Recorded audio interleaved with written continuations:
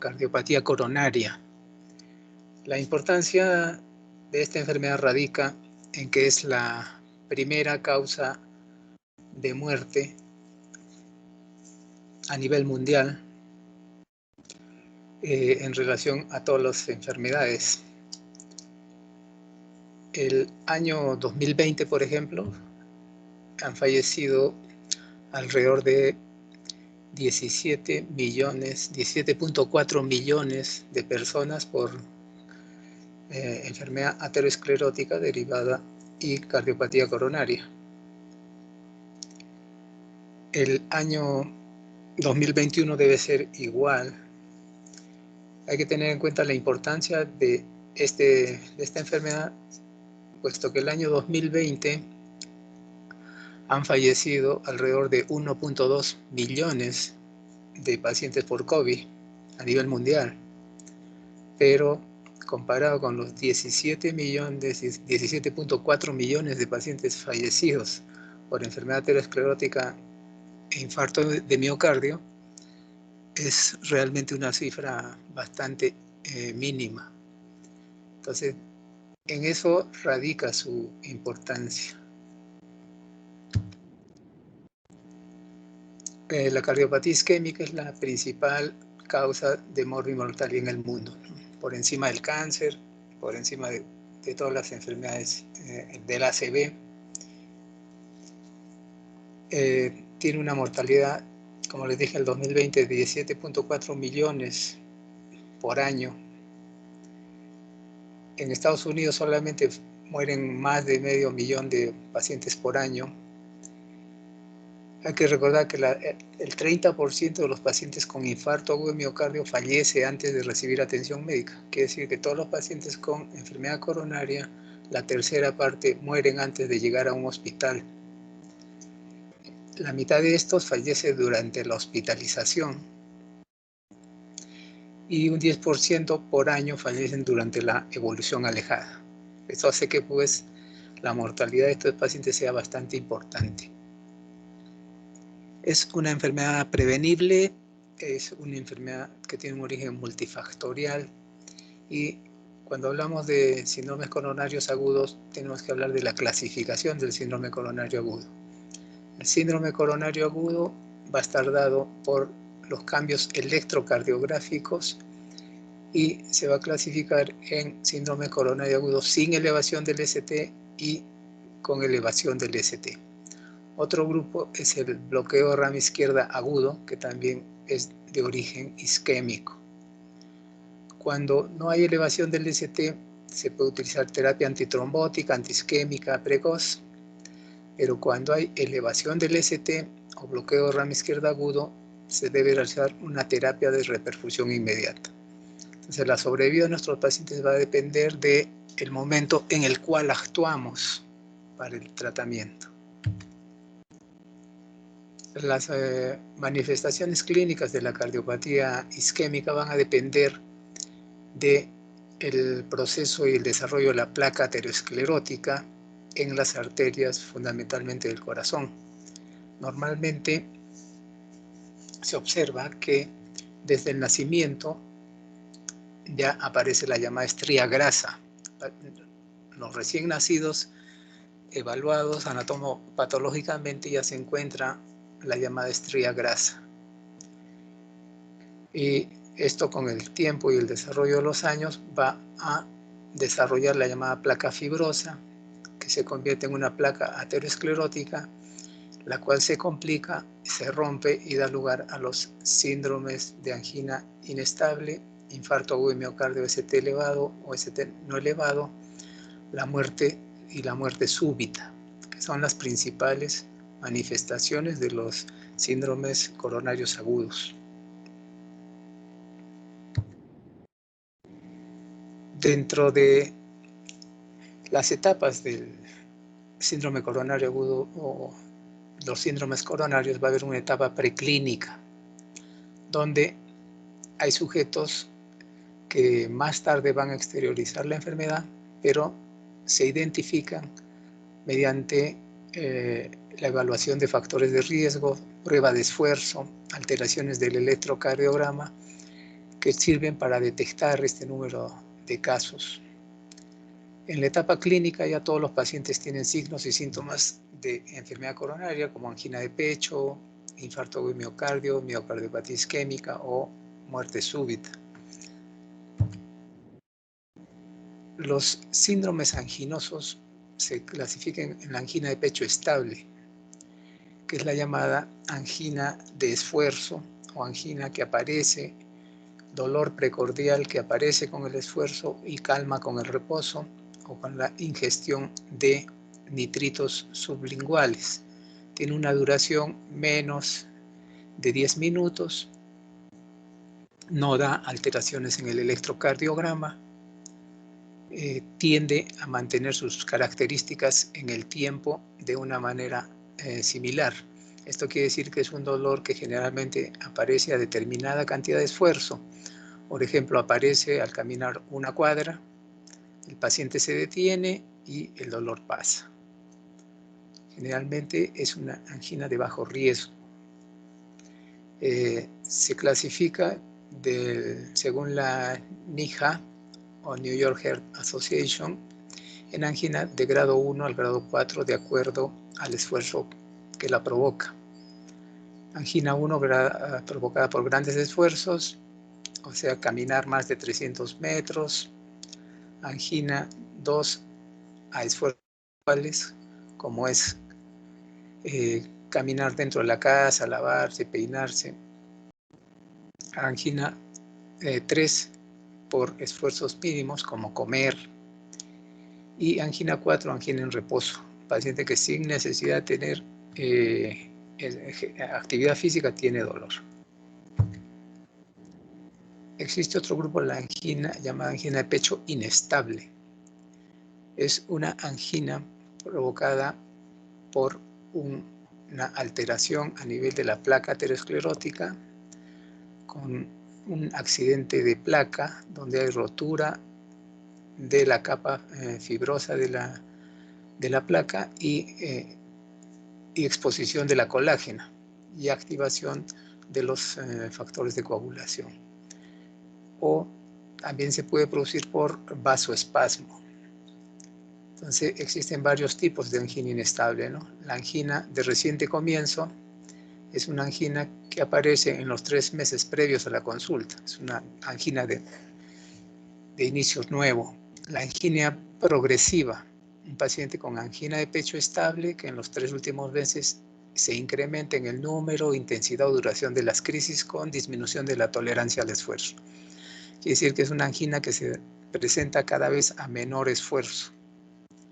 El síndrome intermedio, dolores recurrentes anginosos, no vinculados al esfuerzo, con alteraciones del electrocardiograma, arritmias o enzimas levemente incrementadas.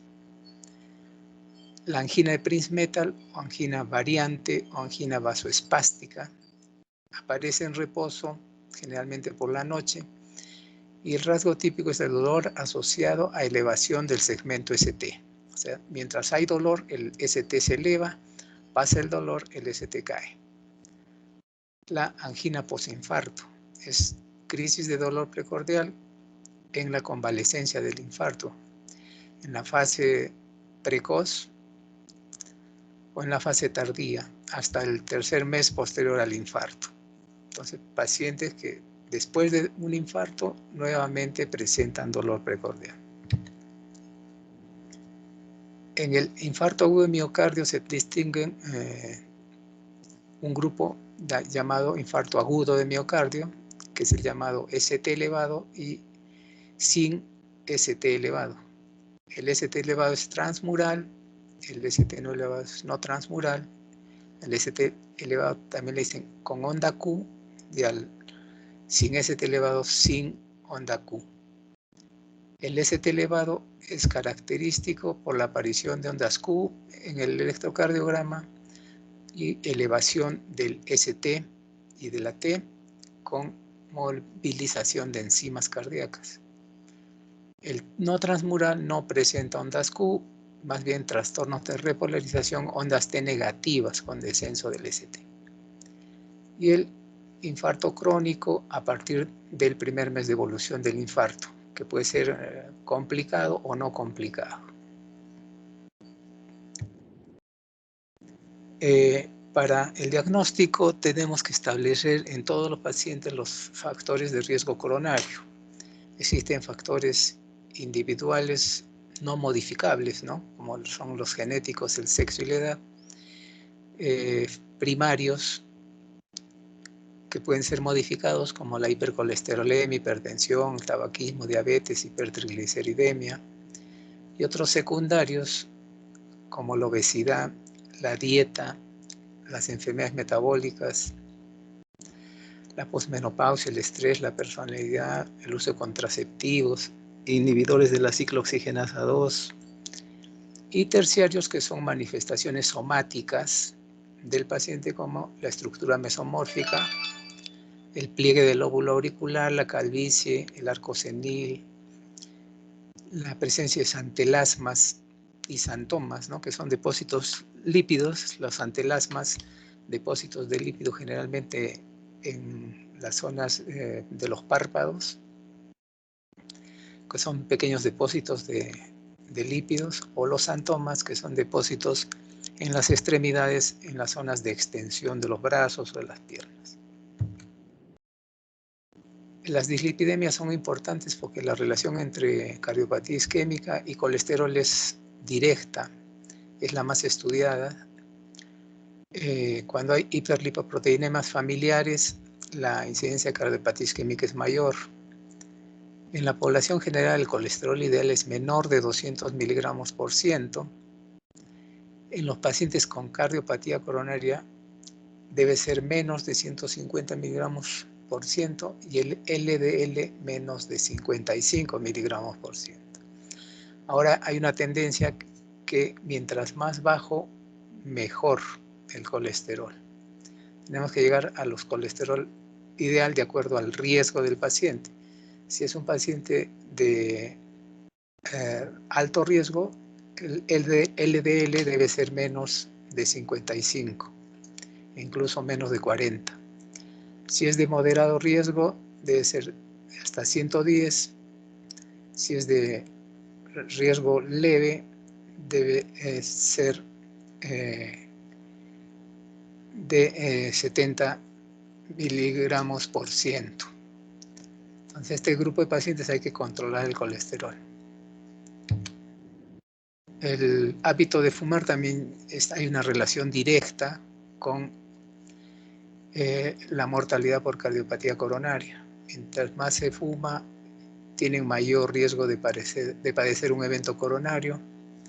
Los que dejan de fumar también reducen su riesgo hasta en un 50%. Esto debido a que el tabaco produce cambios ateroscleróticos a nivel endotelial con liberación de catecolaminas y toxicidad directa. La diabetes también es importante. Los pacientes diabéticos tienen mayor cardiopatía isquémica y la enfermedad es más frecuente y severa que en la población general.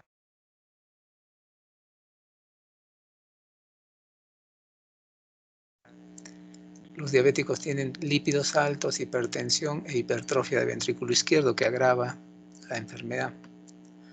El control se basa en el control de la hemoglobina glicosilada. Debe tener una hemoglobina glicosilada menor de 6, ¿no? Factores genéticos también juegan la edad y el sexo un factor importante. La aterosclerosis es más común en los varones de 50 a 60 años de edad y en las mujeres se presenta en la edad postmenopáusica, después de lo cual alcanza y supera a la del varón.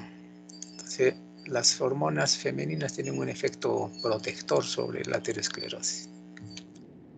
La obesidad también hay que delimitar el exceso de peso en nuestros pacientes evaluando la relación entre peso y talla, midiendo el índice de masa corporal. Tenemos que lograr un índice masa corporal ideal y es un factor de riesgo por lo que hay que controlarlo. El sedentarismo también es importante, aunque no se ha demostrado que la actividad física prolongue la vida del paciente coronario, pero mejora la sintomatología y la tolerancia al esfuerzo. Los individuos activos tienen una incidencia de infarto menor en comparación a los inactivos. La actividad física que se recomienda es una actividad física dinámica de por lo menos 30 minutos por día. No hacer levantamiento de pesas, sino caminar o trotar a una velocidad moderada por 30 minutos todos los días o interdiario.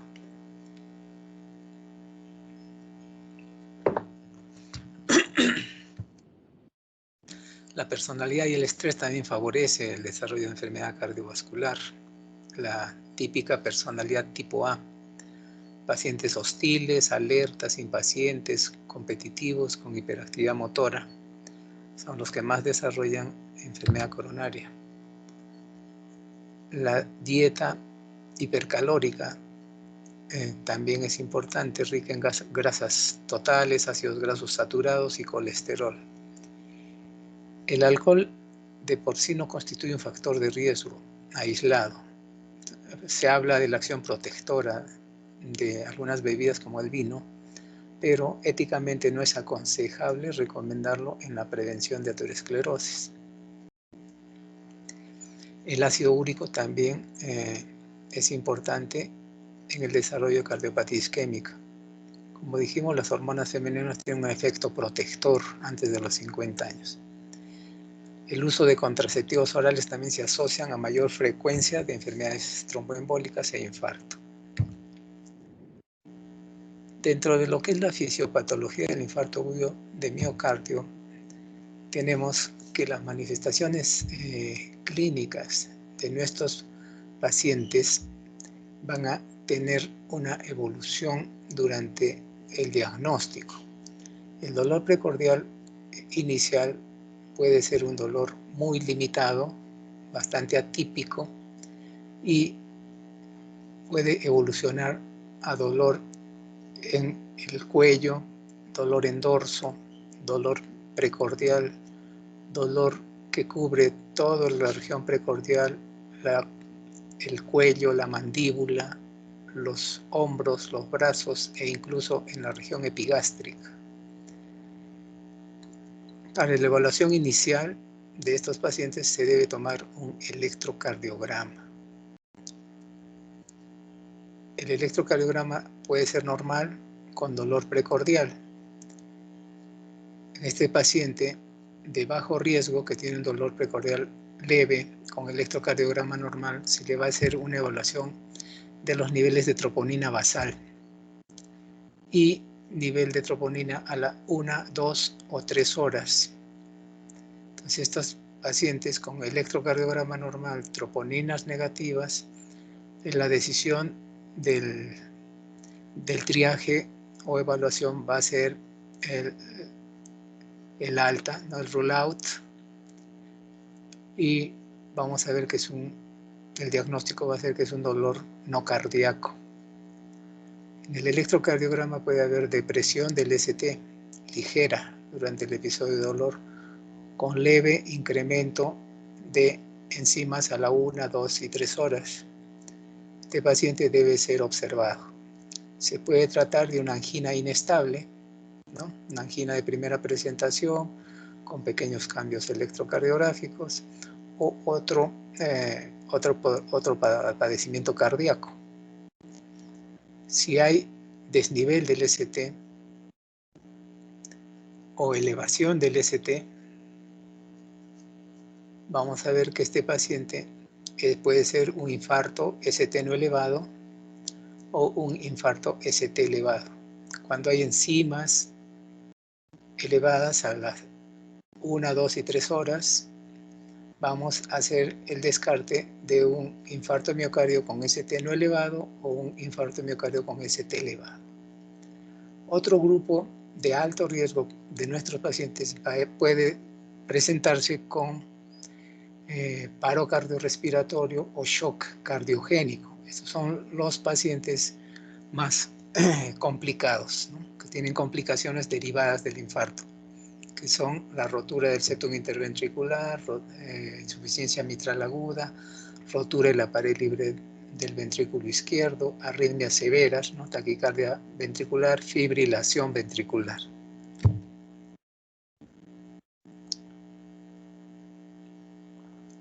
El análisis laboratorial que vamos a pedir es generalmente la troponina T.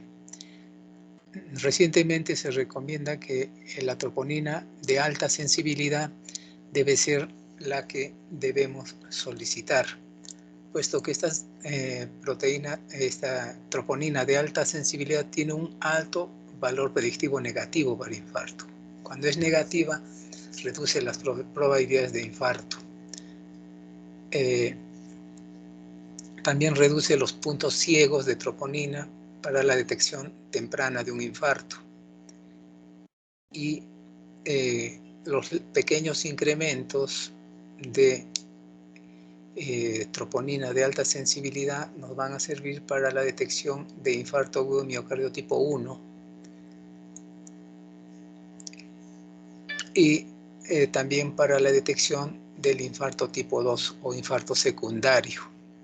Infarto tipo 1 es el infarto aterosclerótico por oclusión arterial y el infarto tipo 2 es el infarto secundario a un padecimiento como taquicardia supraventricular, fibrilación auricular, tirotoxicosis, etcétera, crisis hipertensiva, etcétera. Entonces, esta troponina de alta sensibilidad es importante para el diagnóstico y diferencial del infarto de miocardio. ¿Por qué esta troponina de alta sensibilidad es más importante? Porque tiene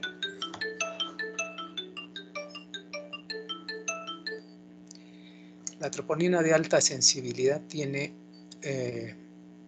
una aparición más precoz y un límite de detección mucho más temprano, comparada con la troponina T normal.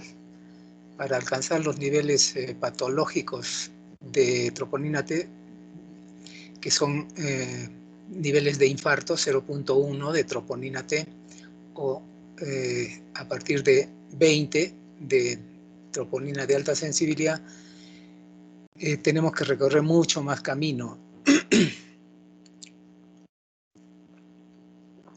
Entonces, cuando tenemos pequeñas elevaciones de troponina T, el límite de detección es bastante alto para una troponina T simple. Pero la troponina de alta sensibilidad tenemos una mayor detección y mayor sensibilidad a bajos niveles o límites de detección.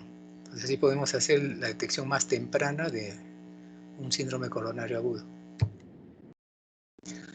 Existen otras condiciones que nos pueden elevar las troponinas, como ya les dije, ¿no? Uno es el infarto agudo miocardio tipo 1 o obstructivo, y otros son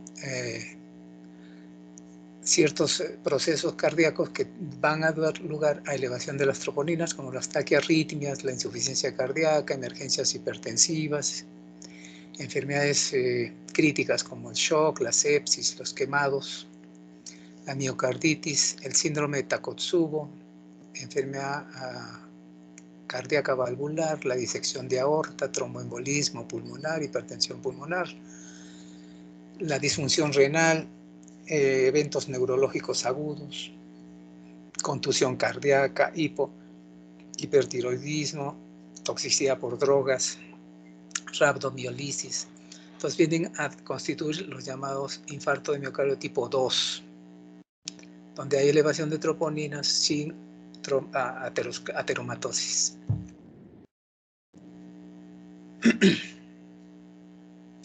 En todo paciente en que se sospecha un síndrome coronario agudo sin elevación del ST, vamos a tener que hacer un descarte inicial con el análisis de acuerdo al riesgo del paciente. Si es un paciente de bajo riesgo, otro tipo de pacientes o de alto riesgo, vamos a hacer la troponina de alta sensibilidad basal a las 0 horas y a la hora.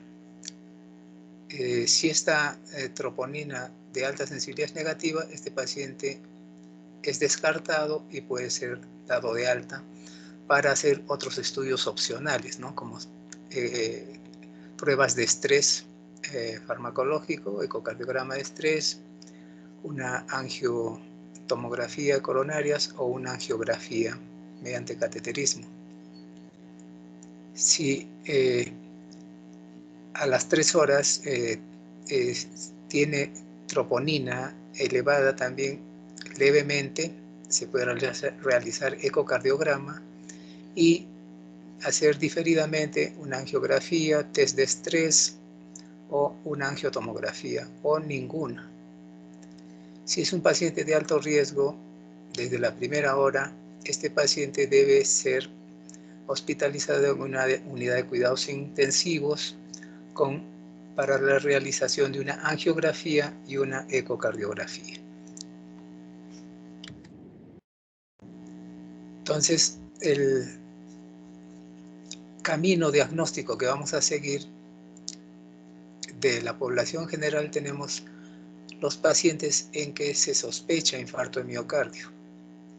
Si el paciente tiene sospecha de infarto y tiene shock, paro cardiorrespiratorio o elevación del ST, este paciente directamente va a ir a una hospitalización para monitoreo electrocardiográfico y una angiografía coronaria precoz. ST elevado es angiografía coronaria precoz. Si es un paciente estable, sin elevación del ST, este paciente se hace un electrocardiograma de 12 derivaciones, se hace una evaluación de troponina de alta sensibilidad a las 0 horas, a las 3 horas. Si esta troponina es baja o no hay ningún cambio, este paciente puede ser dado de alta para considerar un diagnóstico diferencial o ser manejado en forma ambulatoria. Si este paciente tiene una troponina de alta sensibilidad positiva a la hora, entonces este paciente va a ir a una hospitalización y seguir el manejo agudo. Si a la hora también hay cambios de la troponina de alta sensibilidad, en todos los tipos de pacientes también deben ir a una unidad de monitoreo. Todos los demás pacientes se puede hacer un ecocardiograma y tomar una troponina a las 3 horas. Si es que no hay ninguna modificación, si hay un ecocardiograma normal, el paciente puede ser dado de alto. Si el paciente tiene troponina elevada, entonces va directo a hospitalización. Entonces, el resto de pacientes de bajo riesgo van a ser estandarizados y podemos, de acuerdo a este algoritmo, establecer el bajo riesgo, riesgo intermedio o riesgo alto, ¿no? Aquel paciente con bajo riesgo son los que no tienen cambios y el MACE o mortalidad y complicaciones cardiovasculares, la probabilidad de infarto es 0.5.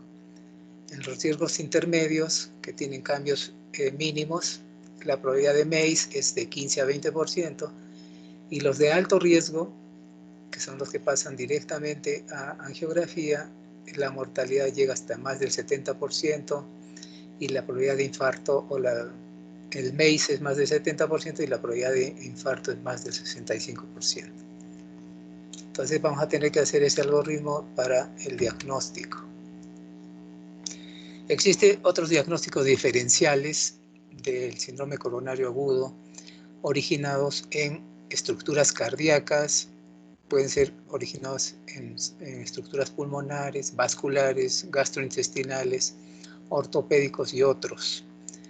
Otras causas cardíacas que pueden dar dolor precordial que simulan un infarto es la miopericarditis, las cardiomiopatías, las taquiarritmias, la insuficiencia cardíaca aguda, emergencias hipertensivas, las crisis hipertensivas, la estenosis valvular aórtica, también produce dolor precordial, el síndrome de Takotsubo, el espasmo coronario y el traumatismo cardíaco. Originadas en pulmón, la embolía pulmonar, el neumotórax, la neumonía, las pleuritis. A nivel vascular, la disección de aorta, aneurisma de aorta, los ACVs, el stroke.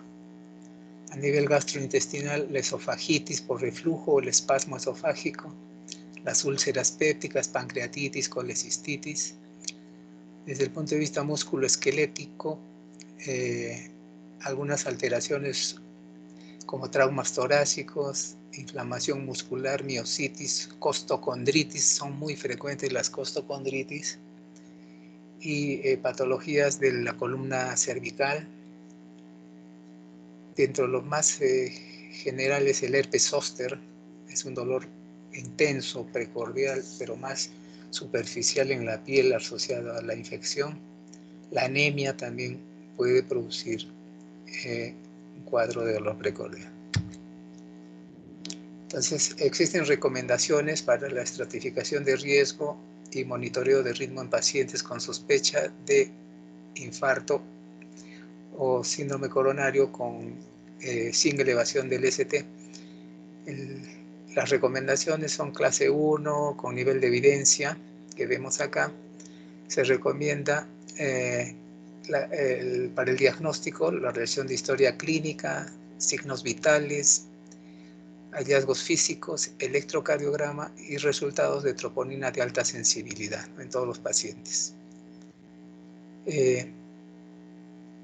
Los exámenes de troponina de alta sensibilidad deben ser tomados inmediatamente al ingreso del paciente y a la hora, una hora después.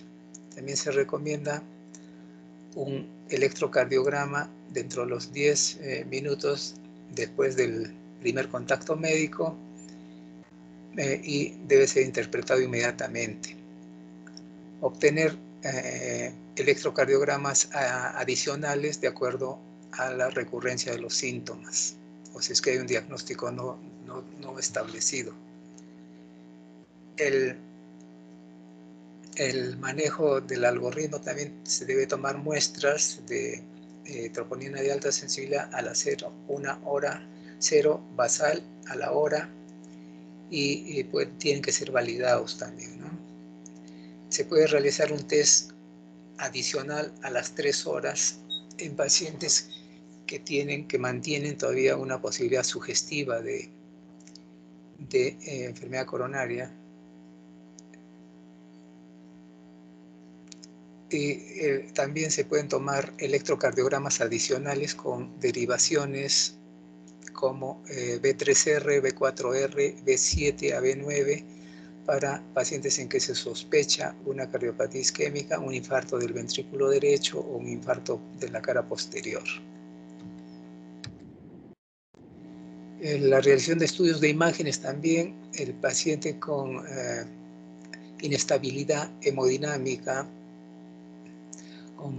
con paro cardíaco de presumiblemente origen cardiovascular, se debe realizar una ecocardiograma inmediatamente y un electrocardiograma de 12 derivaciones. Si no hay recurrencia del dolor precordial, con hallazgos electrocardiográficos normales y niveles de troponina normal, pero persiste la sospecha de síndrome coronario agudo, se puede realizar pruebas de inducción de isquemia o una angiotomografía antes de decidir un procedimiento invasivo. Entonces, cualquier paciente que se sospecha síndrome coronario agudo, la angiotomografía es un nivel clase 1, nivel de evidencia B. La ecocardiografía también es importante, tiene una buena clase para evaluar las alteraciones de la motilidad regional. La angiotomografía es recomendada como una alternativa a la angiografía por intervencionismo para excluir un síndrome coronario agudo, cuando tiene troponinas cardíacas y el electrocardiograma no concluyente. El monitoreo cardíaco y monitoreo electrocardiográfico también debe hacerse en todos los pacientes para prevenir las arritmias.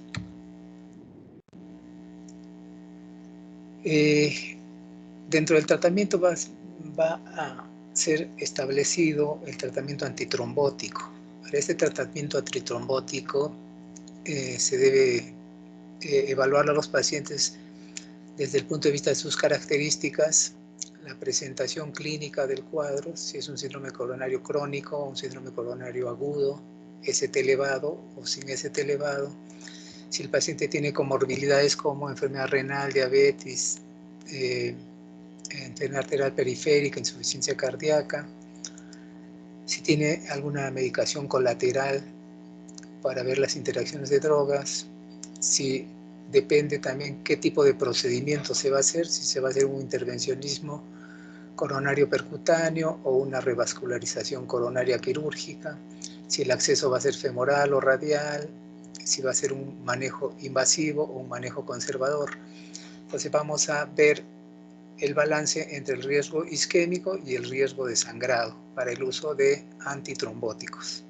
Entonces se debe evaluar si es un paciente que tiene riesgo de sangrado, ¿no? Hemorragia digestiva, úlcera, gastritis, o tiene un mayor riesgo isquémico por la extensión de la isquemia. Dentro de los esquemas tradicionales de diagnóstico tenemos clasificaciones diversas donde todas van a concluir en lo mismo, ¿no? Primero, debe ser una evaluación del paciente desde el punto de vista clínico.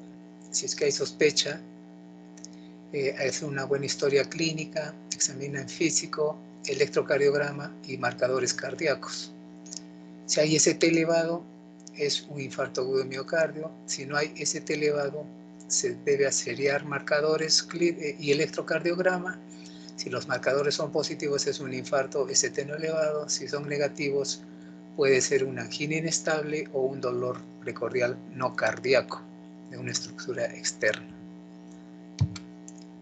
La placa aterosclerótica es la característica del infarto agudo de miocardio.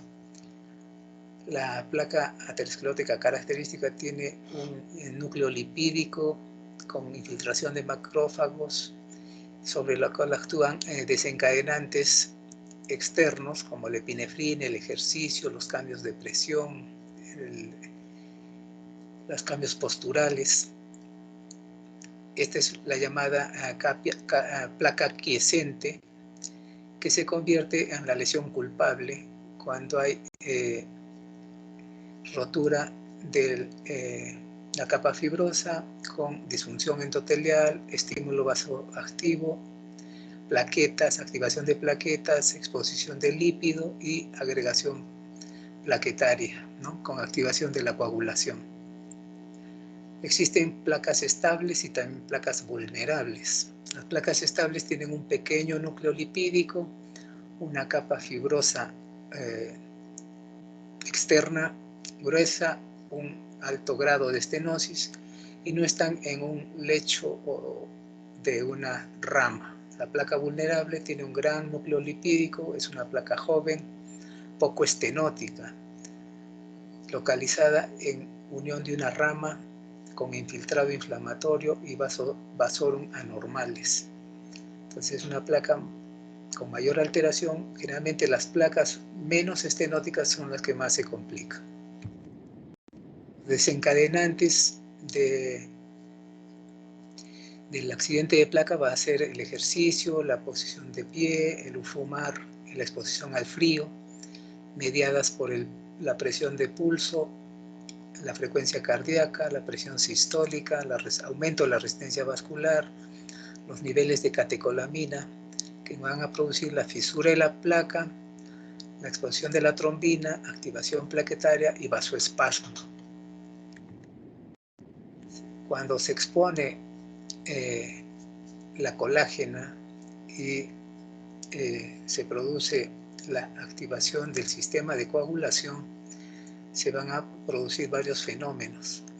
Va a haber exposición de la colágena, agregación plaquetaria, aumento del tromboxano con vasoconstricción, aumento de la endotelina, disminución del óxido nítrico, disminución de la vasodilatación y la producción de prostaciclina. Hay músculos hipercontráctiles con una vasoconstricción paradójica a nivel de la placa. Y todo esto mediado por la activación de la cascada de anticoagulación, por la exposición de la colágena con agregación plaquetaria, formación de fibrina, trombo rojo y trombo blanco. En los síndromes coronarios agudos vamos a tener una zona isquémica con una zona de oclusión o de placa ateromatosa donde hay disminución del riego sanguíneo.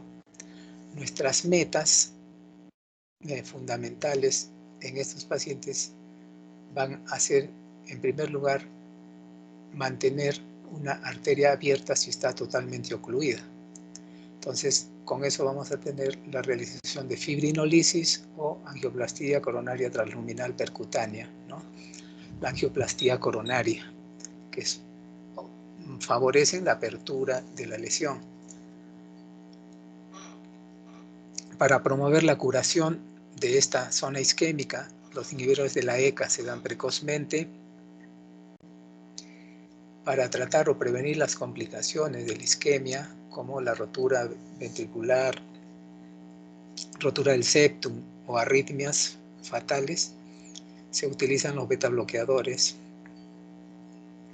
Para prevenir la trombosis o la retrombosis se usa la terapia antiplaquetaria, doble terapia antiplaquetaria, terapia antitrombínica con antitrombínicos tipo heparina, noxaparina, o manipulación de otros sistemas de la coagulación para reducir los desencadenantes, ¿no? El reposo en cama, control de la presión arterial, el uso de beta bloqueadores, el uso de YECAS.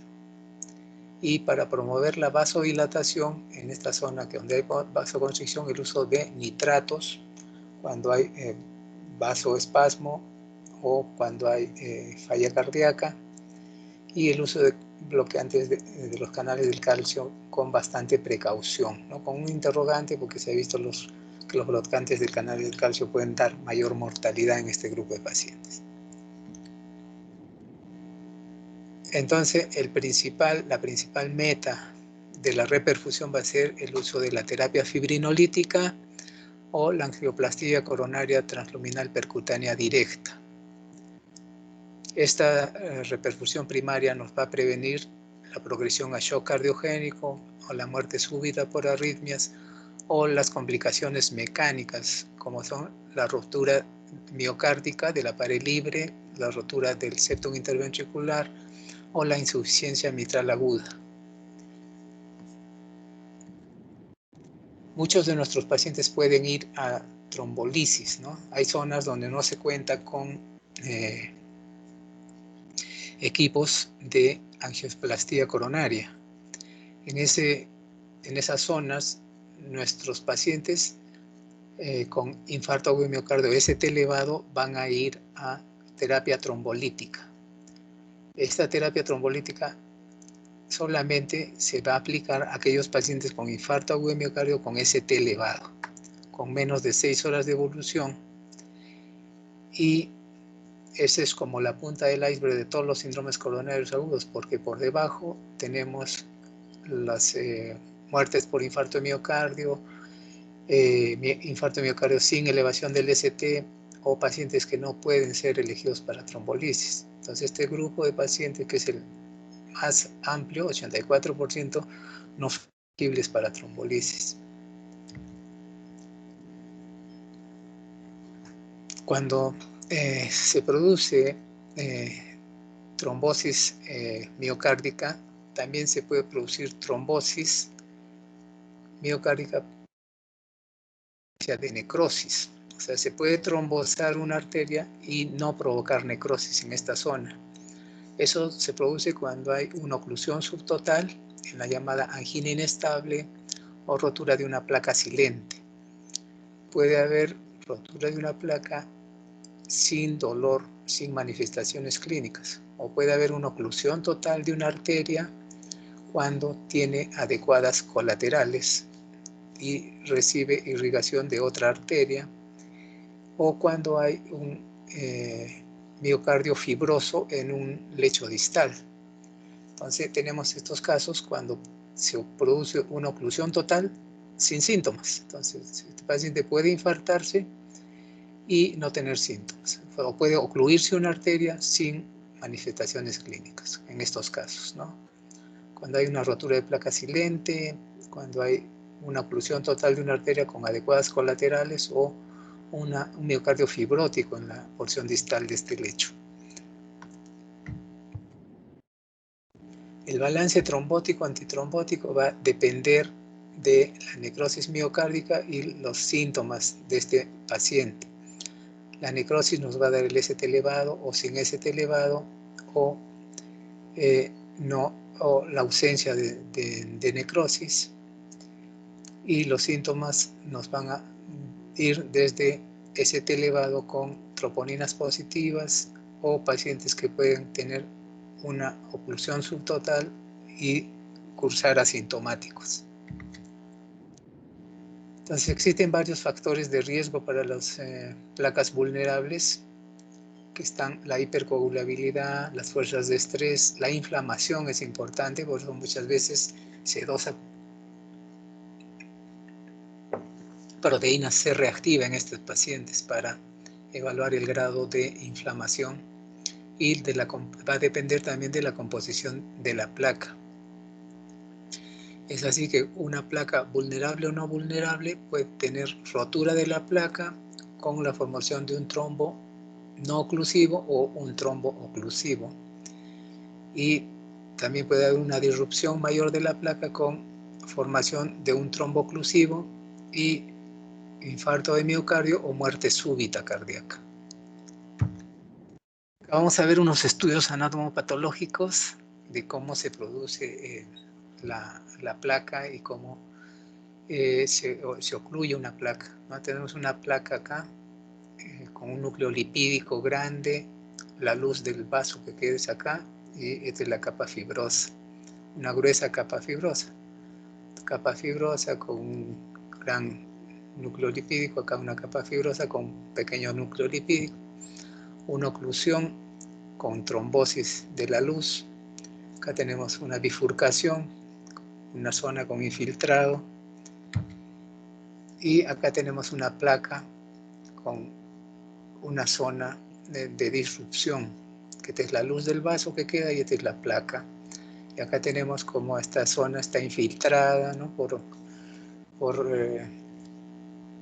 monocitos, y toda esta zona de placa también tiene infiltración, que es una placa vulnerable.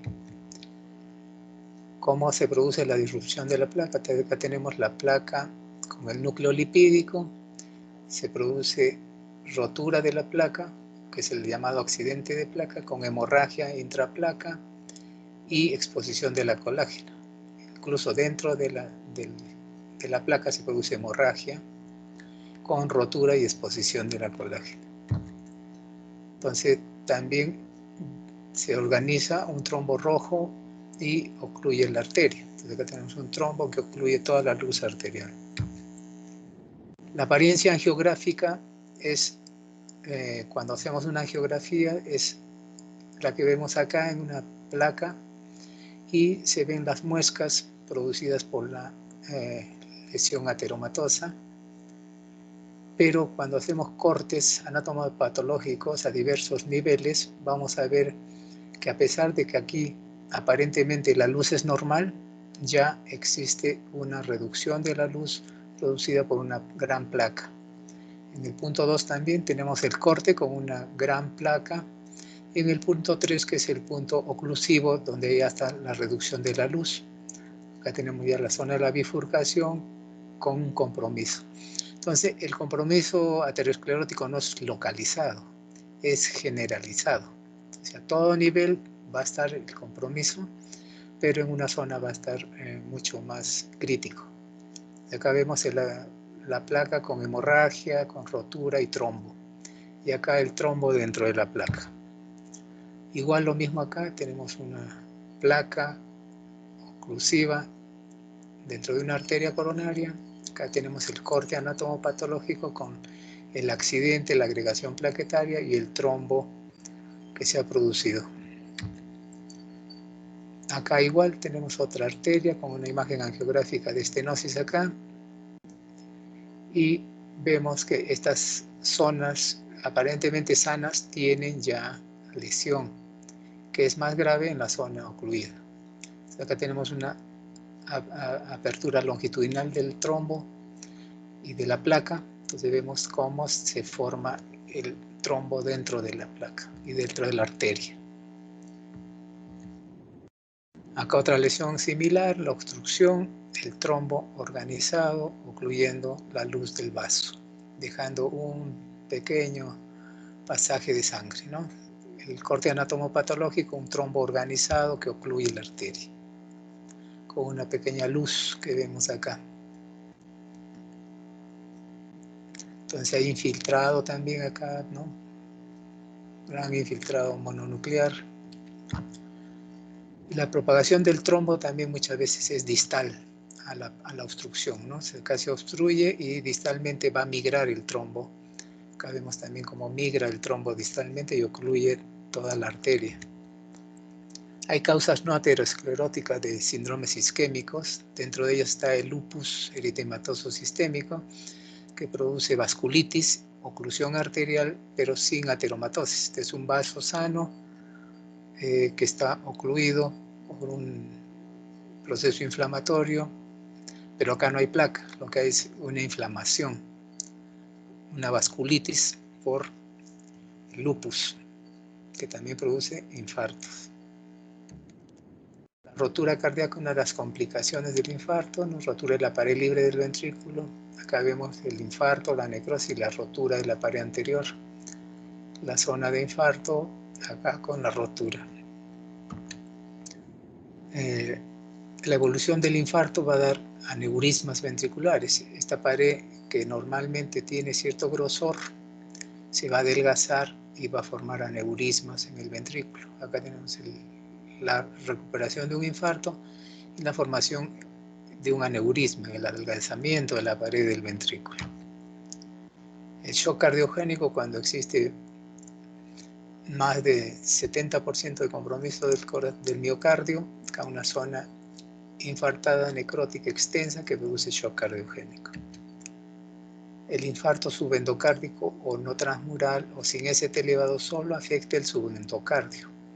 Esta zona del subendocardio, a diferencia del transmural, que afecta todo el miocardio. Hay unas guías que se han presentado en el 2020 del Congreso Europeo de Cardiología que actualizan la terapia y dan algunos datos para el mejor tratamiento de los pacientes con síndromes coronarios agudos sin elevación del ST.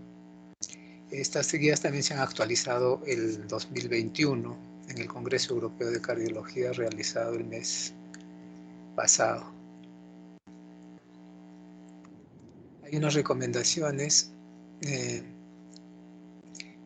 Los síndromes coronarios agudos sin elevación del ST se presentó el 30 de agosto del 2020, que van a presentar en varios tópicos de diagnóstico, estratificación de riesgo, tratamiento antitrombótico, tratamiento invasivo y algunas nuevas secciones sobre algunas patologías que se mencionan actualmente. Entonces, lo que hemos hablado sobre el algoritmo de uso de troponina ultrasensible a las 0 horas y a las 2 horas, o a las 0 horas y a la 1 hora para el diagnóstico de infarto agudo miocárdico, se debe solicitar en forma rutinaria, ¿no? Entonces, todo paciente con sospecha de síndrome coronario agudo se debe realizar troponina ultrasensible a las 0 horas, 1 hora y 2 horas. No se recomienda uso de otros marcadores como CPK o CPK-MB, que no son específicos. También ya hablamos, todo paciente que tiene una probabilidad leve o intermedia de enfermedad coronaria, que no se concluye el diagnóstico, se recomienda la realización de angiotomografía como alternativa a la angiografía coronaria invasiva para descartar un infarto. Cuando los valores de troponina y el electrocardiograma no son concluyentes. Entonces, todo paciente que viene con dolor precordial, con un electrocardiograma no concluyente o una troponina con leve incremento, se debe realizar angiotomografía coronaria.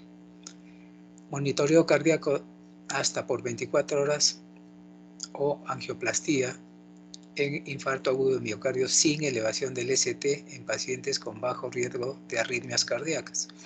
Entonces, todo paciente que viene con infarto sin elevación del ST debe ser monitorizado hasta por 24 horas y una vez que esté estable, este paciente puede pasar a angioplastía. Entonces, no se recomienda que el infarto de miocardio sin elevación del ST pase directamente a angioplastía, porque existe una mayor mortalidad en este grupo de pacientes. Monitoreo cardíaco de más de 24 horas en pacientes con infarto sin elevación del ST con riesgo aumentado de arritmias, ¿no? Un paciente que tiene riesgo mayor de arritmias, mayor monitorización. Para estratificar el riesgo en los pacientes hay que hacer la medición del BNP o ProBNP como marcador pronóstico. Debe aplicarse el score de riesgo de Grace para estimar el pronóstico también. En el tratamiento antitrombótico se recomienda el uso de prasugrel antes que ticagrelor en los pacientes con síndrome coronario agudo sin elevación del segmento ST posterior a una angioplastía. Entonces se prefiere el uso de prasugrel ante ticagrelor. No está recomendado el pretratamiento con antiagregantes, inhibidores de la P2Y12, esto es clopidogrel, a los pacientes en los que no se conoce la anatomía coronaria y se planea una técnica invasiva precoz. O sea, todo paciente que se va a hacer una angioplastía no se debe dar pretratamiento de rutina. El pretratamiento con antiagregantes va a ser también dependiendo del riesgo de sangrado. Si tiene mayor riesgo de sangrado, el pretratamiento se debe evitar. También se considera retirar el tratamiento con inhibidores de P2Y12 como ticagrelor o prasugrel a clopidogrel cuando se considere adecuado, dependiendo de las determinaciones de función plaquetaria. También se debe considerar agregar un segundo antitrombótico a la aspirina durante un periodo prolongado para prevención secundaria en pacientes de alto riesgo de eventos isquémicos, sin incremento del riesgo de sangrado mayor. Eso quiere decir que si es un paciente con alto riesgo isquémico, se debe agregar aspirina más clopidogrel o aspirina más otro antiagregante, una doble antiagregación plaquetaria. El paciente con síndrome coronario agudo y fibrilación auricular, que además requiere anticoagulación, se debe dar un periodo de triple esquema, quiere decir un anticoagulante oral tipo apixaban, más aspirina y más ticagrelor, o aspirina más clopidogrel por una semana, o sea, triple anticoagulación, y posteriormente continuar con doble esquema, preferiblemente no usar warfarina ni clopidogrel. Entonces, el tratamiento se debe continuar hasta los 12 meses en los pacientes anticoagulados. Eso lo vamos a aclarar después también, como estos pacientes con fibrilación auricular y anticoagulación. Van a continuar con antiagregante y anticoagulación hasta el año. Y a partir del año, solo el anticoagulante oral. En la doble anticoagulación o doble antiagregación plaquetaria, como alternativa al triple esquema de anticoagulación, aspirina y clopidogrel en pacientes con moderado o alto riesgo de trombosis de Sten, también puede ser usado. Entonces, agregar ticagrelor más prasugrel en pacientes de alto riesgo de trombosis de Sten. El tratamiento invasivo, esto quiere decir la angioplastía, se recomienda una angioplastía temprana dentro de las 24 horas en los pacientes que presentan uno de los criterios de alto riesgo. Diagnóstico de infarto sin elevación del ST. El tratamiento debe ser dentro de las 24 horas. Cambios dinámicos o supuestamente nuevos del segmento ST o de la onda T en derivaciones contiguas sugestivas de isquemia en curso. Entonces, pacientes que el electrocardiograma se modifica, se debe hacer estrategia invasiva dentro de las 24 horas. Elevación transitoria del segmento ST, también invasiva. Un score de riesgo Grace más de 140, test clase 1 también para cateterismo. Se realizará cateterismo en pacientes de bajo riesgo posterior a un test de isquemia o la realización de angiotomografía coronaria. Entonces, un paciente de bajo riesgo de isquemia, previamente hay que hacer test de isquemia como un ecoestrés o la realización de una angiotomografía previamente. En tercer lugar va el cateterismo. La cinecoronariografía debe ser demorada en lugar de realizarla inmediatamente en el paciente por reanimación de paro cardíaco extrahospitalario, cuando se encuentre hemodinámicamente estable y sin elevación de segmento ST. Todo paciente que tiene paro cardíaco por infarto agudo de miocardio ST elevado se debe esperar la coronariografía por lo menos hasta que esté hemodinámicamente estable. También se debe reconsiderar la revascularización completa en pacientes con shock cardiogénico y enfermedad de múltiples vasos. La revascularización completa en el mismo momento de la angioplastía del vaso culpable en enfermedad de múltiples vasos también debe ser considerada. Y se puede utilizar la reserva de flujo fraccional en el vaso no culpable para guiar la revascularización completa. Entonces, en esos casos, para hacer una angioplastía se utiliza el ultrasonido intracoronario y mediante este equipo de ultrasonido intracoronario se mide esta reserva de flujo fraccional que nos da el porcentaje de oclusión de la arteria coronaria y cuando es más del 70% nos indica que esta arteria debe ser revascularizada por angioplastía. Entonces, si es menos del 70%, no se realiza la angioplastía. Existen nuevas secciones aquí, como es la disección coronaria espontánea, que es la separación de las túnicas de la arteria coronaria no aterosclerótica, traumática o iatrogénica secundaria a una hemorragia de vasa vasorum o fisura de la íntima, que crea un falso lumen con compresión coronaria e isquemia distal. Entonces, la arteria coronaria se diseca espontáneamente. Entonces, en este caso, cuando hay disección coronaria espontánea, el tratamiento es poco claro, no existen muchos estudios y la estrategia conservadora es lo que se debe preferir, es decir, tratamiento médico. Existe el llamado infarto agudo de miocardio sin obstrucción coronaria. O sea, cuando hay infarto de miocardio sin aterosclerosis. Es un paciente que tiene los siguientes criterios. Criterios de infarto de miocardio, o sea, tiene dolor precordial, electrocardiograma con cambios en el ST y que tiene marcadores cardíacos elevados, pero las arterias coronarias no obstruidas en la coronariografía. Entonces tiene criterios de infarto con coronarias normales y ausencia de un diagnóstico diferencial para la presentación clínica. Cuando hay infarto de miocardio con coronarias normales, se llama MINOCA, ¿no? Obstrucción coronaria sin infarto de miocardio. Obstrucción de arterias coronarias sin infarto de miocardio, ¿no? MINOCA. También se produce este caso.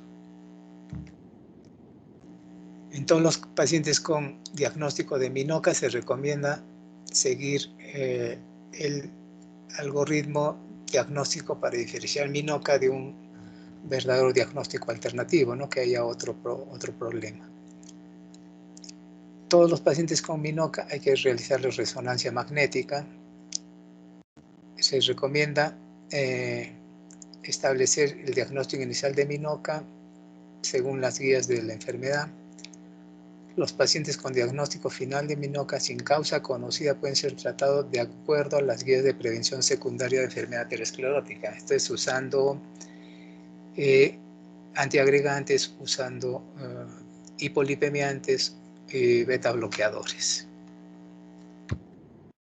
Entonces, cuando tenemos un paciente con infarto agudo de miocardio con elevación del ST, ¿no? Aparición de onda Q y ST elevado, es una alta incidencia a nivel mundial, tiene una mortalidad de 42%, el 30% mueren antes de llegar a una unidad de emergencia y la causa de la muerte son arritmias fatales, fibrilación ventricular, taquicardia ventricular. Cualquier paciente que tiene un infarto de miocardio va a una urgencia. Dentro de los 10 minutos, esa hora, ¿no? Debe tener un diagnóstico de electrocardiograma. Se debe tomar análisis enzimáticos, si se tiene troponina de alta sensibilidad. Dentro de los 30 minutos, de hecho el diagnóstico, el paciente puede estar con tratamiento trombolítico si es que no se tiene angioplastía. Si tenemos ST elevado, dentro de las 6 horas el paciente ya debe estar hospitalizado y tratado con angioplastía o trombolisis. Entonces es el manejo eficiente de un paciente con síndrome coronario agudo. Los objetivos del tratamiento del síndrome coronario es reducir la extensión de la necrosis, preservando la función del ventrículo, evitando la falla cardíaca y evitar los efectos adversos, el MACE, muerte, reinfarto no fatal, necesidad de revascularización de urgencia. También el tratamiento agudo de arritmias fatales, fibrilación ventricular, taquicardia ventricular, bradicardias o taquicardias inestables. Vamos a ver cómo vamos a tomar medidas generales, medidas de reperfusión y medidas coadyuvantes. Las medidas generales, el paciente debe estar ubicado en la proximidad de un desfibrilador de un carro de paro, monitorización electrocardiográfica continua, vía venosa, un electrocardiograma de 2 derivaciones con B3R, B4R, administrar aspirina no recubierta 250 miligramos, opiáceos para calmar el dolor, oxígeno según la saturación, anamnesis con el objetivo de una eventual trombolisis, ver si no tiene contraindicaciones, el examen físico, presión, frecuencia cardíaca, signos de shock, de insuficiencia cardíaca o la presencia de soplos. Para la reperfusión miocárdica es restablecer el flujo de la arteria coronaria, disminuye el tamaño del infarto, mejora o preserva la función sistólica, disminuye la mortalidad y mejora la calidad de vida del paciente. En el síndrome coronario agudo con elevación del ST, las terapias de reperfusión van a ser la terapia trombolítica, el uso de agentes trombolíticos tipo alteplase o tenecteplase, asociado a anticoagulantes, antitrombóticos y antiagregantes plaquetarios. Se puede utilizar alteplase a una dosis de 15 miligramos endovenoso en bolo. Luego se da 50 miligramos en 1 hora y los 35 miligramos restantes en 1 hora. Entonces, en total son 100 miligramos en 2 horas. Un bolo de 15 miligramos de alteplase, 50 miligramos en 1 hora y 35 miligramos restantes en 1 hora. La angioplastía coronaria transluminal percutánea primaria es la ubicación de una arteria ocluida, el ingreso de un balón de angioplastía, la dilatación del balón y la colocación de un stent en esa zona ocluida. El stent es una mallita que va a evitar la reoclusión. La reperfusión facilitada consiste en el pretratamiento con fibrinolisis o inhibidores de la glicoproteína 2B3A, heparinas de bajo peso molecular o seguidas de angioplastia coronaria transluminal percutánea. Entonces, una reperfusión facilitada va a ser la administración de terapia trombolítica y luego angioplastía. Ya vimos los beneficios de la reperfusión precoz. Entonces, la terapia de reperfusión va a ser la angioplastía primaria, que es muy efectiva, 90%. Requiere un equipo algo costoso, ¿no? Un pabellón de hemodinamia, equipo de hemodinamia a las 24 horas.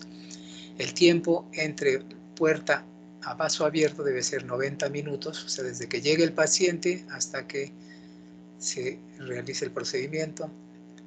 La trombolisis es menos efectiva, un 60-80%, es rápida y fácil de administrar, se usa streptokinasa, anteplaza. El tiempo puerta-aguja, desde que el paciente llega hasta que se infunde, es de 30 minutos. Entonces son plazos muy cortos que realmente en la mayor parte de casos no se cumplen, ¿no? El tiempo puerta vaso abierto acá puede llegar a 3 horas, 4 horas, o acá también igual a 2, 3 horas. La trombolisis se indica en paciente con angina y supradesnivel del ST más de 1 milímetro en 2 derivaciones contiguas, un nuevo bloqueo de rama izquierda y ausencia de contraindicaciones. Se ha utilizado la trombolisis prehospitalaria para acortar los tiempos en el inicio de la trombolisis. La angioplastía coronaria o el intervencionismo coronario percutáneo o angioplastía transluminal coronaria percutánea en el infarto agudo de miocardio con elevación del ST puede ser de varias presentaciones, ¿no? La angioplastía primaria, ¿no? Un paciente que viene con ST elevado y directamente se hace el cateterismo. La angioplastía facilitada, cuando previamente a la angioplastía se le administran trombolíticos o inhibidores de la glicoproteína 2B3A, antiagregantes, etc. La angioplastía de rescate, cuando se ha realizado una trombolisis y el paciente persiste con signos de isquemia de miocardio. Entonces se hace la angioplastía de rescate. La angioplastía por evidencia de isquemia también cuando se ha realizado ya un procedimiento trombolítico y persiste isquemia. La intervención de rutina post-trombolisis, ¿no? Un paciente que se le realiza trombolisis, luego de 24 o 48 horas de rutina se hace la angioplastía. Y la angioplastía en shock de más de 12 horas de evolución, ¿no? Pacientes con shock de más de 12 horas de evolución se hace la angioplastía como rutina.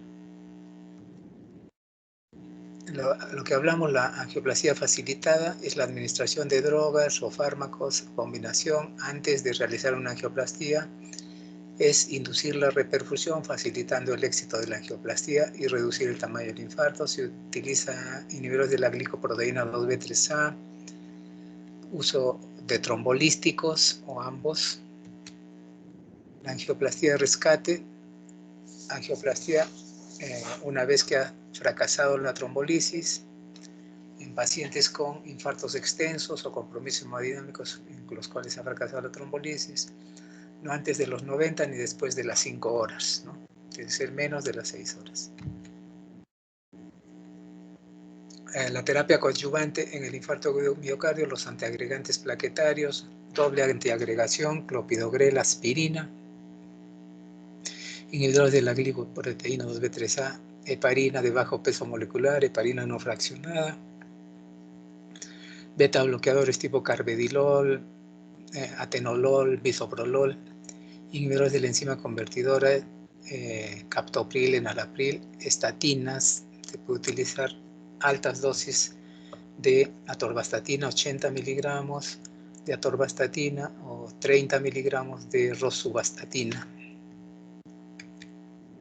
Entonces acá vemos los puntos de acción de los antiagregantes plaquetarios, la aspirina que inhibe el tromboxano A2, clopidogrel, ticagrelor, plasugrel que inhiben el ADP, los inhibidores de la glicoproteína 2B3A que son receptores que están en la plaqueta, epifibatide, tirofiban, abscisimmab, y acá los anticoagulantes o las heparinas no fraccionadas que actúan sobre la trombina y la heparina de bajo peso molecular que actúa sobre el factor 10 activado, inhibiendo la formación de protrombina. Entonces todo esto para evitar la agregación plaquetaria y evitar la formación del trombo. Acá tenemos las dosis de aspirina. Se da una dosis de carga de 150 a 300 miligramos oral o 75 a 250 miligramos endovenoso, seguido de una dosis de mantenimiento de 75 a 100 miligramos. Clopidogrel también una dosis de carga de 300 a 600 miligramos, seguido de una dosis de 75 miligramos por día. Prasugrel 60 miligramos oral, seguido de 10 miligramos oral por día, dependiendo también del peso. Ticagrelor, tenemos la dosis de 180 miligramos en dosis de carga, seguido de 90 miligramos 2 veces al día. Abscisimmab, epifibatide, tirofiban, tenemos ahí las dosis. Heparinas no fraccionadas, enoxaparina, para uso antes y durante el intervencionismo, ¿no? Se puede dar con bolo, 0.5 miligramos por kilo endovenoso bolo durante el intervencionismo. Y el rivaroxaban también, la dosis de anticoagulación por vía oral, que las tenemos ahí. Acá tenemos los lugares de acción de algunos de los antiagregantes plaquetarios, el tiempo de inicio de acción, la duración del efecto, el retardo para la cirugía, que es importante, ¿no? Saber cuántos días va a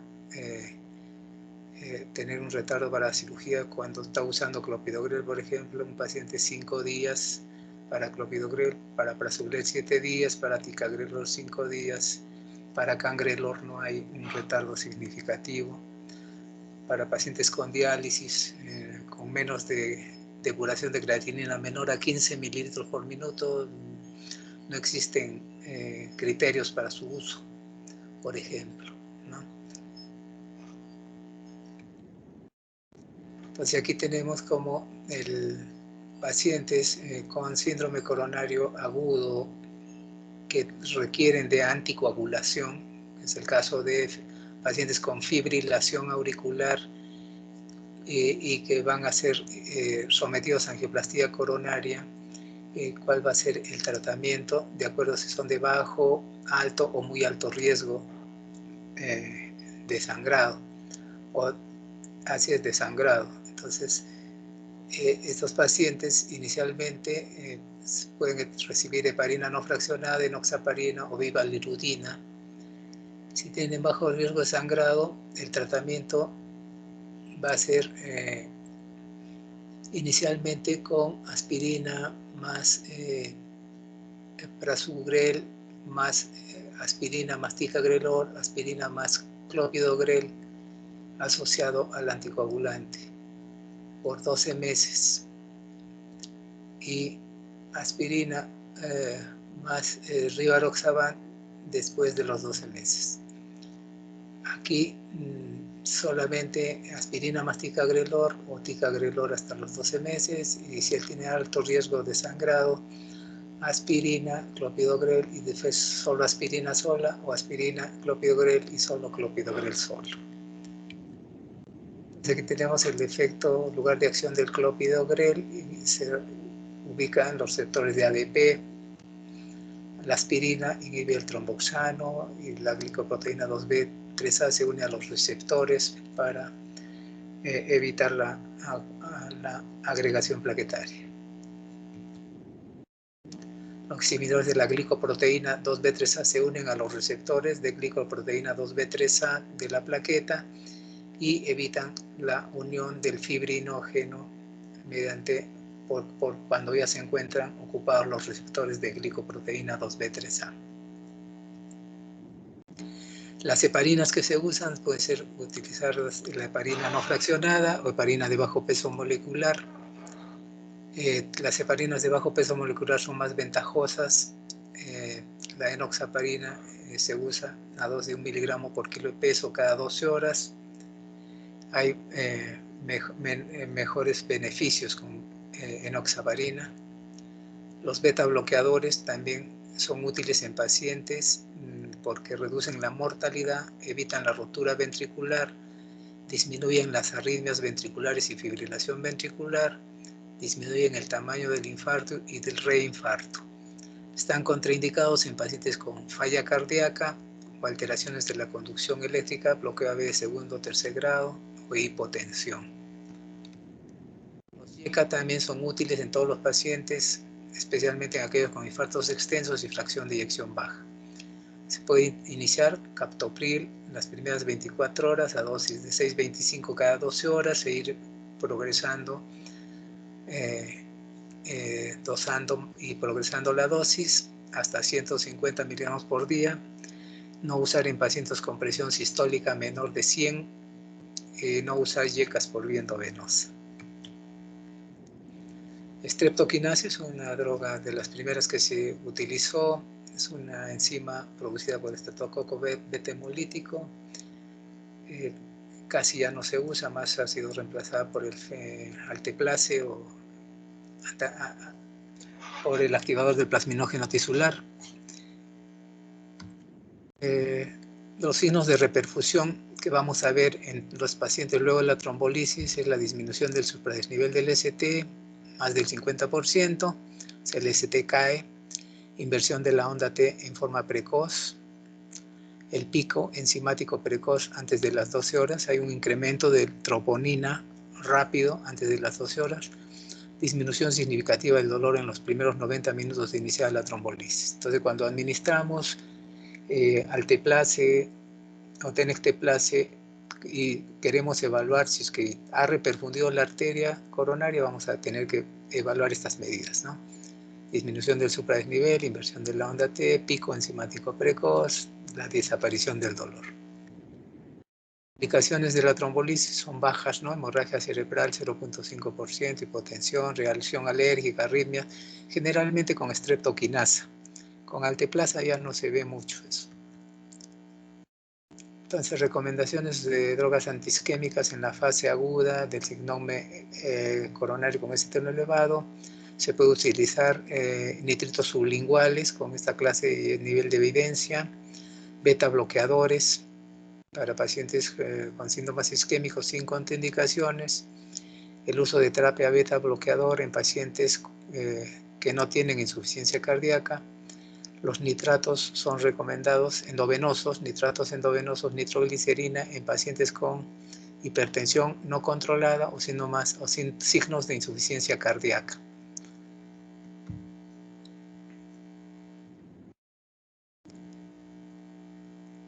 En los pacientes que se usa intervencionismo coronario percutáneo, se sugiere varias estrategias para reducir el riesgo de hemorragia, ¿no? Como el uso de anticoagulantes ajustados al peso del paciente y la función renal, especialmente en mujeres y pacientes ancianos, el uso de la arteria radial para el cateterismo, el uso de inhibidores de la bomba de protones, ¿no? Tipo para evitar el sangrado digestivo, sobre todo en pacientes mayores de 65 años con dispepsia, enfermedad por reflujo gastroesofágico, helicobacter o uso de alcohol, y el uso de pacientes con anticoagulantes orales también. Algunas recomendaciones para no utilizar NOACs en algunos pacientes, ¿no?, con plaquetopenia o uso de anticoagulantes. Entonces acá vemos pacientes con fibrilación auricular sometidos a intervencionismo cardíaco en síndrome coronario agudo sin elevación del ST. Son pacientes con fibrilación auricular que han sido sometidos a intervencionismo. En estos casos tenemos que utilizar anticoagulación asociado a doble antiagregación plaquetaria. Una semana posterior al intervencionismo, triple terapia, un anticoagulante oral directo más doble antiagregación plaquetaria, aspirina más clopidogrel, por ejemplo. Desde el primer mes hasta el año, doble antiagregación plaquetaria, o doble terapia, perdón, ¿no? Un anticoagulante más un antiagregante plaquetario. Si hay riesgo alto de sangrado, un anticoagulante más antiagregante plaquetario simple. Y a los 6 meses solo el anticoagulante. Y acá si hay muy alto riesgo de isquemia, se debe continuar doble terapia, anticoagulante oral más antiagregante hasta el año. Después del año, el paciente va a continuar con anticoagulante oral. Se suspenden los antiagregantes. Los marcadores bioquímicos ya vimos, la troponina de alta sensibilidad, no se recomienda el uso de CPK-MB o CPK. Ya hablamos bastante de la troponina de alta sensibilidad. Entonces, como resumen, paciente con dolor torácico, vamos a ver, descartar dolor si es un síndrome coronario agudo. Sin elevación del ST, puede ser, de acuerdo a los marcadores bioquímicos, una angina inestable o un infarto agudo de miocardio. Si tiene elevación del ST con marcadores positivos, es un infarto agudo de miocardio o infarto Q.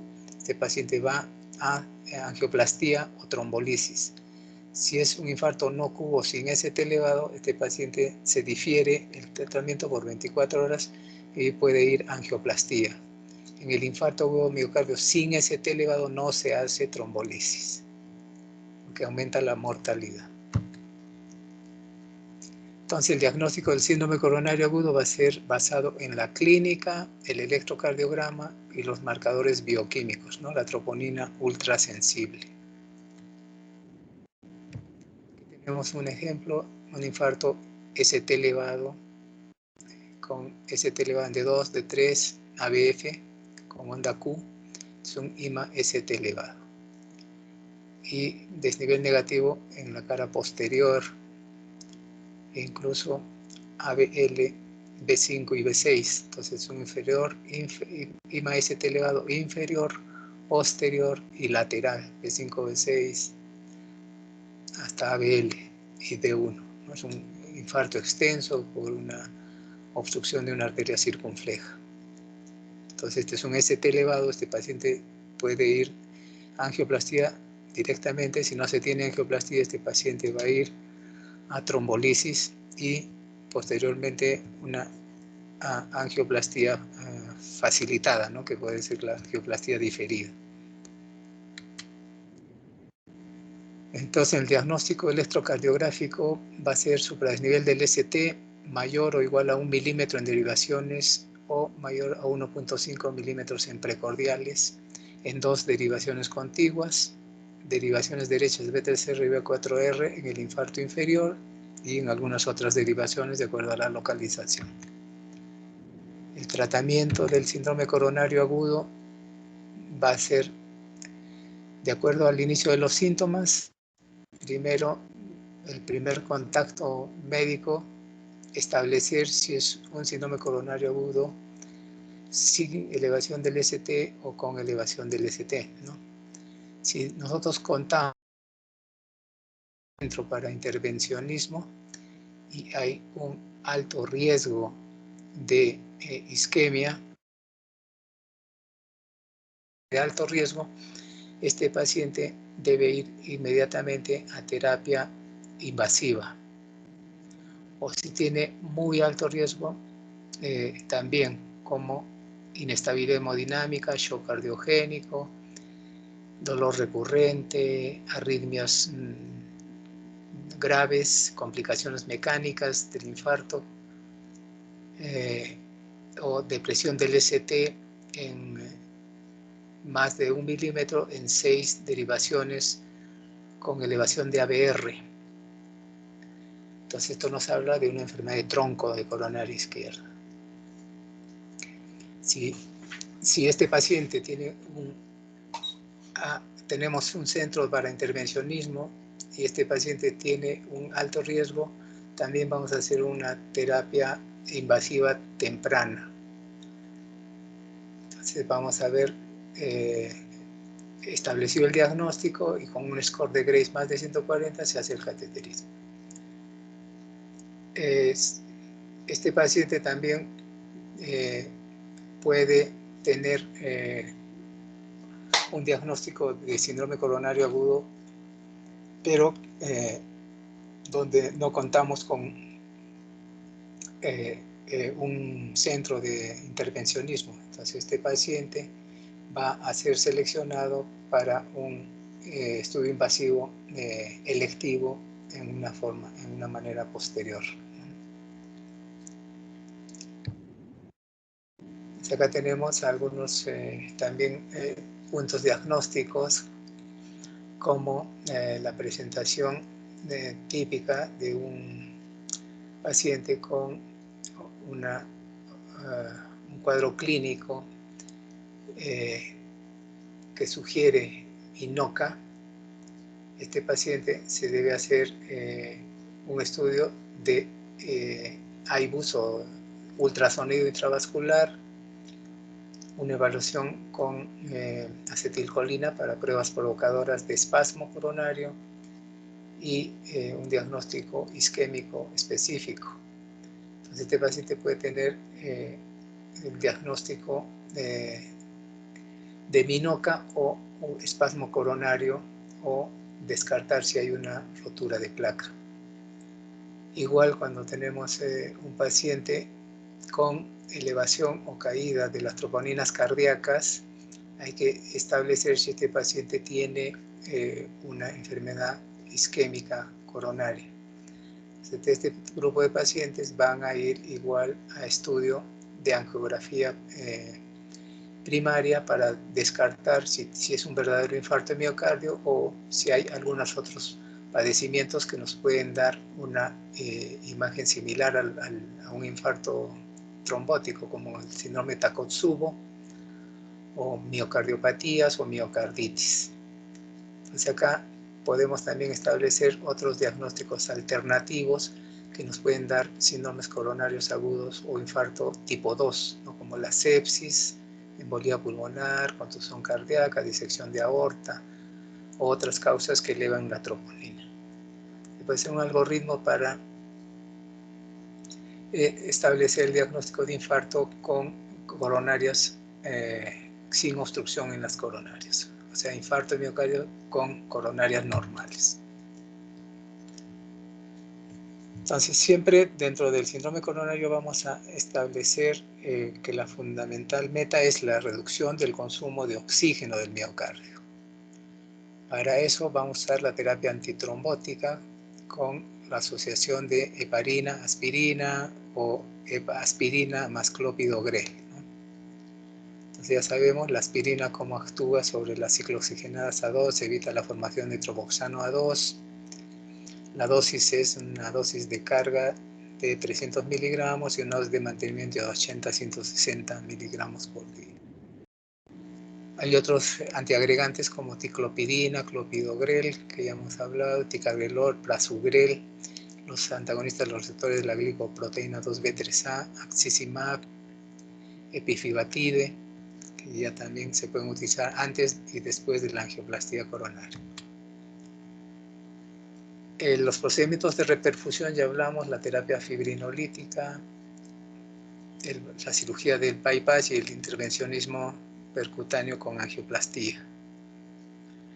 En general, podemos utilizar cualquiera de estos tres métodos, la terapia fibrinolítica y otras drogas que pueden utilizarse, que hablamos de betabloqueadores, tipo atenolol, bisoprolol, carvedilol, calcio antagonistas en algunos casos específicos, nitritos endovenosos, y IECAS, antagonistas de la enzima convertidora de angiotensina, y polipemiantes. Entonces, esto es una gama de terapia que vamos a utilizar en el tratamiento del síndrome coronario agudo. Entonces, como conclusiones, para tener como una meta o unas claves para llevar el día de hoy, son que el síndrome coronario agudo fundamentalmente el diagnóstico se va a basar en el cuadro clínico, asociado en segundo lugar al electrocardiograma, en tercer lugar el análisis de enzimas, ahora troponina de alta sensibilidad, y el diagnóstico clínico enzimático nos va a ir por dos caminos: si es síndrome coronario agudo, ST elevado y ST no elevado. Si es ST elevado, este paciente puede ir a trombolisis o angioplastia coronaria. Si es ST no elevado, el paciente puede ir a angioplastia coronaria. Entonces, utilizando, ¿no?, todos los antiagregantes, antitrombóticos, beta bloqueadores, nitritos, IECAS y polipemiantes, etcétera, que son toda una gama de medicamentos que acompañan el tratamiento de estos pacientes. Si tienen alguna pregunta, hasta aquí, con todo gusto.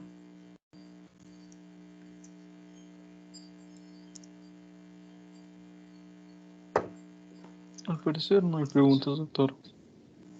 Sí.